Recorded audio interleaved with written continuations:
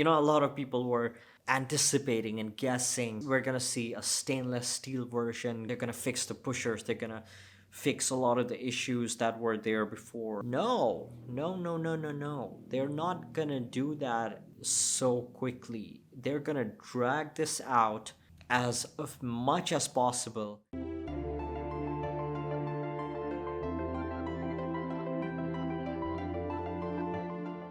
So when the new MoonSwatch news came out, not talking about the reveal yet, this Moonshine version that's coming out, that already kind of disappointed me and a lot of other people because it showed the direction that Swatch and Omega are headed towards. It was a new thing. It was something unprecedented. So there was a lot of excitement, and rightfully so, because it doesn't matter whether the watch is crap or not. That was never the point. It was not about value for money. Swatch is not about value for money, and Omega is also a luxury watch. It's not value for money. You want value for money, go for a Casio and live with it for the rest of your life. The point was how we might be able to see collaborations in the future, how the big guys can partner up with the little guys and create something that is accessible to the masses and bring interest to non-watch people. There was potential there, right? I'm not talking about the release and how it was handled. The sad thing is, with this new release, it makes us easy for us to predict where Swatch is headed now. With the whole MoonSwatch release, we were giving some slack to Swatch, right? Everybody was defending it, saying that they were completely overwhelmed. They didn't know. They weren't expecting this level of response from the public. So at first, we were sympathetic. If they had said, because of the fact that we were not able to anticipate the response, we are unable to offer these watches online. If they had been honest like that, I think people would have understood and they would have been patient with the brand.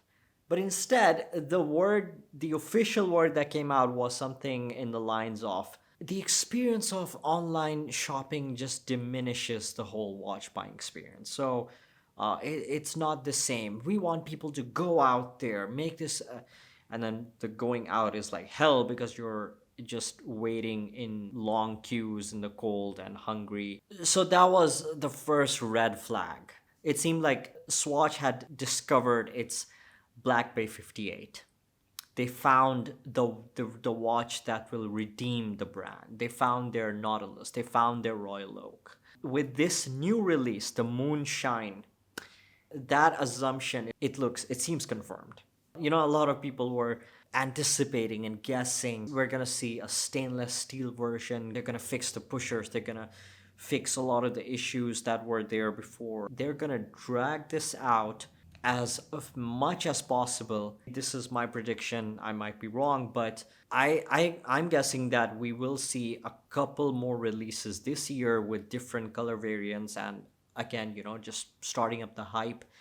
And maybe by next year or in even a couple of years, once the hype starts to die down, then they're going to release a different material. Okay, it's Swatch. How many materials do they have? But maybe something a bit different. I honestly doubt that they're going to improve the quality. With this release, that seems clear. They don't care about improving the product. They care about producing more of it. No, not even producing more of it. Keeping the demand high.